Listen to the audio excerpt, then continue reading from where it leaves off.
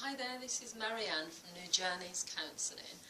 So this video is called How You Turn a Thought into an Idea, into a plan, and then how you make that become a reality, or how you take action at the end.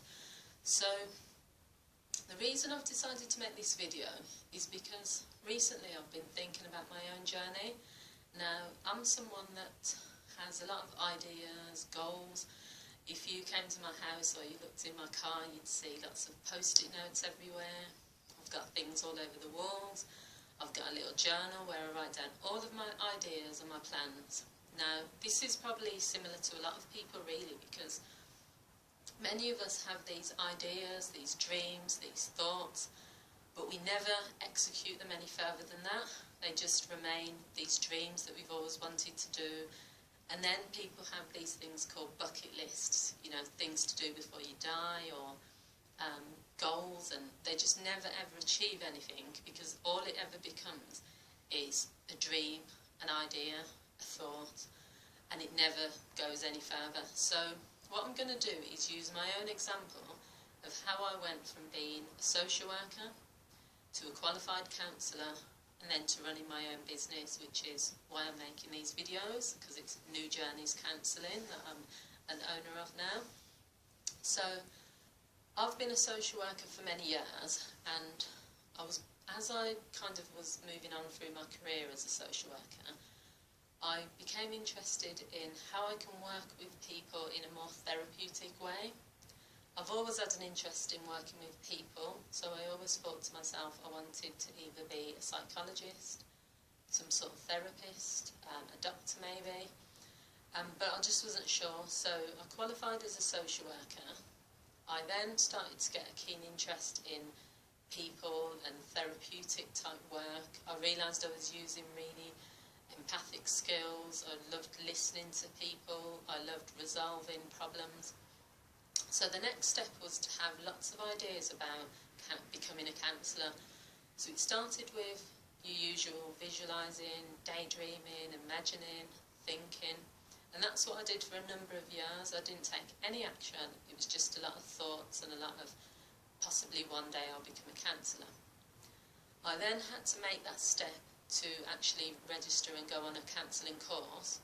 And even at that stage, when I took the next step, which was to register and qualify as a counsellor, I then didn't really see myself as going any further with it. I just thought, at least I'll have the qualification, at least I can now say that I've done it. I'm now a qualified counsellor, and I'm also a social worker. So I continued to work as a social worker and then also become a volunteer as a counsellor. Now, deep down I probably believe that I never thought that I'd be good enough to be a counsellor that charges money for my services, that would I get clients. So I continued for a number of years. I mean, I think it was like 3 or 4 years where I just volunteered. Now, although that gave me the experience, there was still something stopping me from going ahead and, you know, into the next stage, which is the reality stage. So all this while I was volunteering, I was still having these ideas and these thoughts. Okay, so I was thinking, if I had a counselling service, what would the name be? What would my clients look like? Where would my premises be?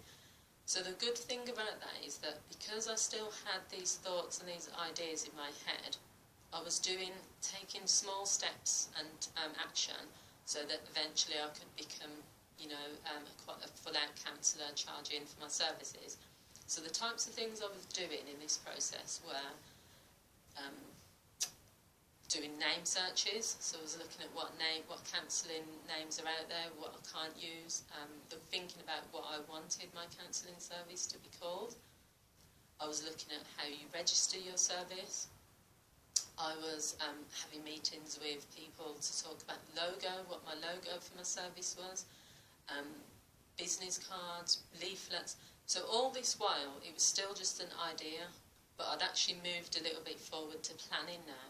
So I've actually gone from just thinking, I want to be a counsellor, to having ideas about what my counselling service would be like, what I would be doing, who I would be seeing, to planning, the planning stage, So the reason I'm saying this is because it's so important that you don't stay in any of the stages, because if you just stay with your thoughts, oh, one day maybe I'll do this, one day I want to be an actress, a singer, whatever it is, but then it's just an idea, it's just a thought, and you never do any planning, you can't then get to the next stage. So after I did all my planning, met with a website designer, created the colours that I wanted to use, thought about the types of clients I wanted, connected with my old employers by sending letters, mailing lists out to GP surgeries all over the place. All of that was actually work that I was doing, which I wasn't even aware because it was still the planning stage, but it meant that I kind of was formulating this idea in my head that I am going to actually do this, this is it now. So the final stage, which was the reality, the action stage, was when I actually made the decision, first of all, to leave my full-time employment and set up as a self-employed counsellor. But the second step was actually taking my first client, my first paid client. So if you can imagine, to go from just the thought of, right, I want to become a counsellor one day, to you've actually got your own practice, you're getting referrals from people, you've got your own paperwork, you've got your contracts, and you have clients coming to see you.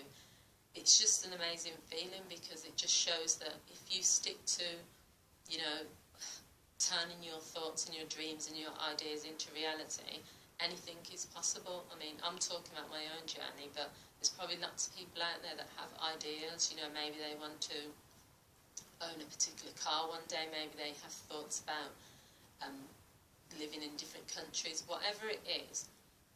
Keep those thoughts and those ideas, but move it forward to the planning stage. Start planning for that day you're going to move abroad. Start working towards it. Research. Go and, you know, drive a car that you want to own one day. Go and speak to estate agents about that house you want to own.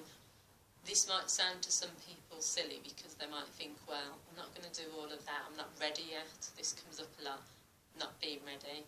But once you take those actions, everything else will fall into place.